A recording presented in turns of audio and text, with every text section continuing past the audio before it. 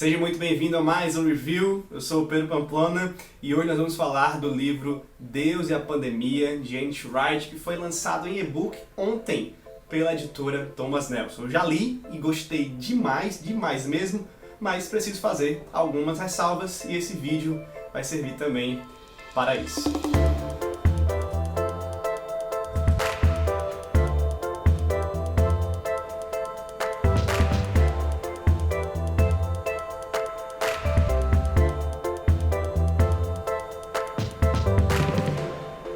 Quero começar só explicando rapidamente o livro.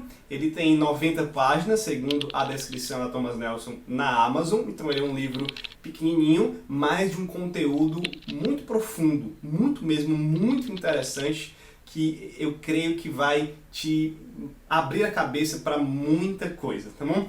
Ele foi lido por mim, em 2 sentadas. Eu comecei a ler à noite, fui dormir. No outro dia de manhã, hoje de manhã, terminei de ler, mas é um livro que você pode ler de uma vez só, tá bom? É uma leitura, por mais que tenha profundidade, uma leitura fácil, qualquer pessoa pode ler, é uma leitura muito empolgante, isso é marca da escrita do N.T. Wright, ele escreve muito bem e ele vai te empolgando, ele vai te provocando na leitura, isso faz com que você queira ler mais e não queira parar. E é um livro que é dividido em 5 capítulos, tá? Uma introdução, um capítulo sobre o Antigo Testamento, Israel, um capítulo sobre Jesus e os Evangelhos, um capítulo sobre o Novo Testamento, o resto do Novo Testamento e um capítulo final de conclusão, tá? A minha avaliação, como eu já disse, é que esse é um livro muito bom nos seus argumentos gerais e que eu tenho algumas pequenas discordâncias do N.T. Wright que podem ser discordâncias significativas se ele está escrevendo aquilo que eu posso ter entendido.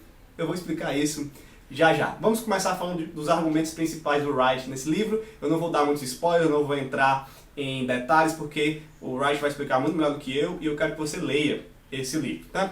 Então, em primeiro lugar, Tom Wright vai dizer: não existem respostas fáceis para tempos de pandemia. O cristão não tem uma resposta muito fácil quando ele escuta a pergunta: onde Deus está nisso tudo? O que isso tudo significa? Por que Deus permite isso? Onde isso se encaixa no plano de Deus? E é aí que ele vai começar a combater a ideia, e eu gosto muito dessa perspectiva, de você sempre querer responder com base na soberania de Deus a esse tipo de tragédia social, maior, ou até tragédias pessoais, com respostas muito simples, do tipo: Deus fez isso para punir o pecado do mundo, ou o pecado de tal país, ou o pecado de tal pessoa. Ou Deus fez isso para que isso gerasse um avivamento na igreja. Ou Deus fez isso porque é um sinal de que o fim está próximo. Essas são as 3 respostas que o N.T. Wright coloca como as mais comuns, e eu concordo com ele, e que, ao meu ver, nós não temos essas prerrogativas para ficar dizendo isso ao povo de Deus. E o N.T. Wright vai combater isso de maneira ferrenha e vai combater isso com muitos argumentos bíblicos. E aqui é onde eu acho que ele mais acerta no livro. Eu também discordo desse tipo de resposta, discordo desse tipo de busca por algum tipo de resposta, que eu sei que nós queremos as respostas, mas a Bíblia não nos deu, e temos que nos conformar com isso, tá? A partir disso, ele vai levantar o ponto de que nós não precisamos, nem conseguimos explicar teologicamente as tragédias. Isso pode ser chocante se você pensa que isso é necessário, mas a Bíblia não diz que é necessário explicar as tragédias e nós não temos essa capacidade. Deus não nos revelou os seus motivos específicos para acontecimentos específicos. E é isso que o N.T. Wright vai mostrar no Antigo Testamento, e depois ele vai trazer um capítulo excelente, para mim é o melhor, sobre Jesus, de como Jesus ele ressignifica muita coisa do modo de Deus revelar e agir, tá? Se você vai entender isso bem quando você lê o livro, tá certo? Não jogue pedras ainda. E depois ele vai tratar do Novo Testamento, como também esse novo modo de como Deus age, de como Deus finaliza as coisas, ok? Então, leia o livro que você vai ter esses argumentos. Se eu fosse resumir esse livro do Tom Wright, eu diria que ele repete essa frase em alguns momentos do livro, que é o seguinte: no momento da tragédia, a igreja não deve estar tão preocupada com o porquê. Por que isso aconteceu? Mas sim com o quê? O que fazer diante do que aconteceu? Esse é o argumento central do N.T. Wright. Desfocar nos motivos, não são tão importantes, nós não conseguimos responder quais são os motivos, mas focar sim naquilo que nós podemos fazer para ajudar, servir, corrigir as coisas que foram desfeitas pela tragédia. Ele vai mostrar isso como Jesus está fazendo isso, como anúncio do seu reino, como já a inauguração do seu reino, como a igreja começou a fazer isso por meio do reino inaugurado. E esse é o grande argumento de Tom Wright, e é o grande argumento que eu gosto. Por isso que eu acho esse livro excelente, que todo cristão deveria ler. Não só para o coronavírus, mas para qualquer tragédia que venha acontecer a nível social, global, ou de maior alcance, ou a nível pessoal, familiar, eclesiástico da sua igreja local. Tá? Então, leia com isso em mente. Agora as minhas ressalvas. E eu vou fazê-las aqui bem rápidas, porque eu não quero perder muito tempo com isso, e também quero que você tire suas próprias conclusões lendo o livro. Você vai ver que Tom Wright vai falar muito sobre soberania de Deus. Não faz parte do argumento central no sentido que eu acabei de falar, né? O que e o porquê, mas é uma parte significativa do livro. E às vezes parece que ele tem uma ideia de soberania diferente, principalmente que nós reformados e calvinistas têm.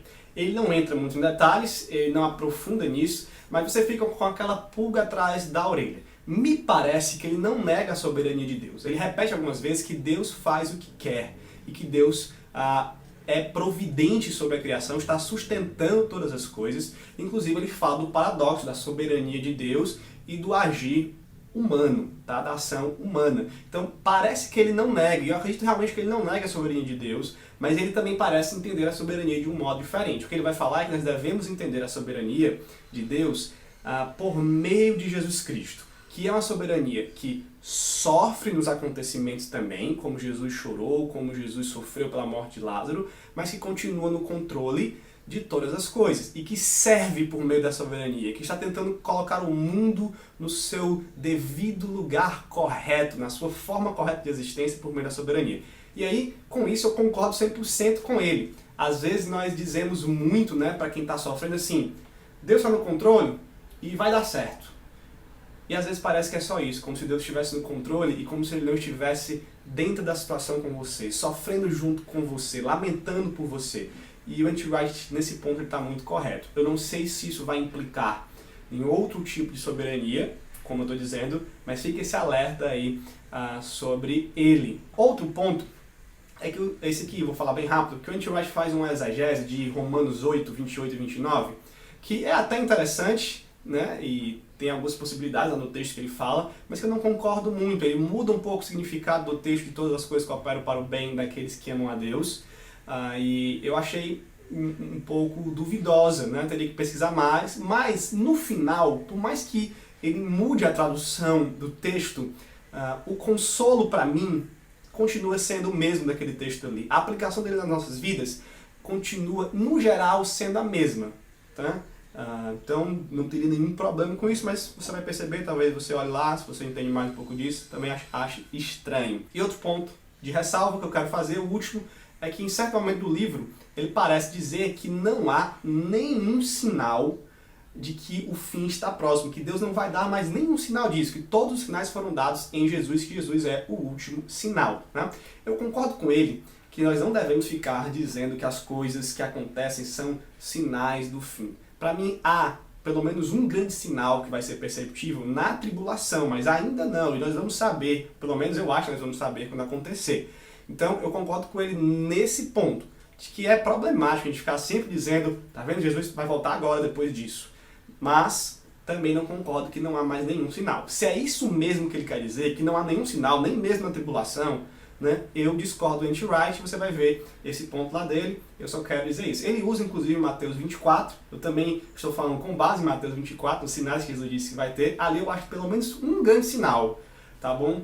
Que vai acontecer. Mas fica aqui essa discordância que não muda em nada os argumentos do livro. Eu quero finalizar dizendo que eu recomendo demais essa leitura, ok, gente? Recomendo demais, como eu disse, para a sua vida. Não acho que é algo só para agora sobre o coronavírus. É algo que todos os cristãos que ficam atrás de porquê, de respostas, ou tentam explicar de uma forma muito simples, usando a soberania de Deus, precisam ler esse livro aqui. Nós, calvinistas reformados, precisamos ler esse livro aqui para sermos confrontados com essa ideia. E na conclusão, ele vai, e eu não vou dizer aqui, mas ele vai orientar muito bem a como a igreja deve se comportar nesses momentos. Vai ser onde ele vai tirar as implicações práticas para nós. É um livro muito bom, tá, gente? E ele está em promoção até o fim dessa semana, né? Acho que até amanhã, ou até sábado, eu não tenho certeza, mas ele está até o fim desta semana por R$ 4,90 apenas, e depois disso ele vai ficar por R$ 9,90. Continua muito mais barato, mas se você quer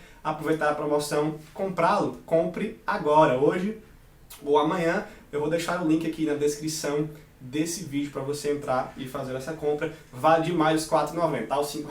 Então está aqui, Deus e a Pandemia, de N.T. Wright, mais um ótimo livro publicado pela editora Thomas Nelson. Que Deus te abençoe, que você possa ser abençoado por essa leitura. Continue assistindo o nosso canal, curta aí se você gostou do vídeo, comente se você já leu o livro, quando você lê, comenta aqui também pra gente bater um papo e vamos edificando também uns aos outros. Valeu, gente, é isso, e que nossa leitura seja para a glória de Deus.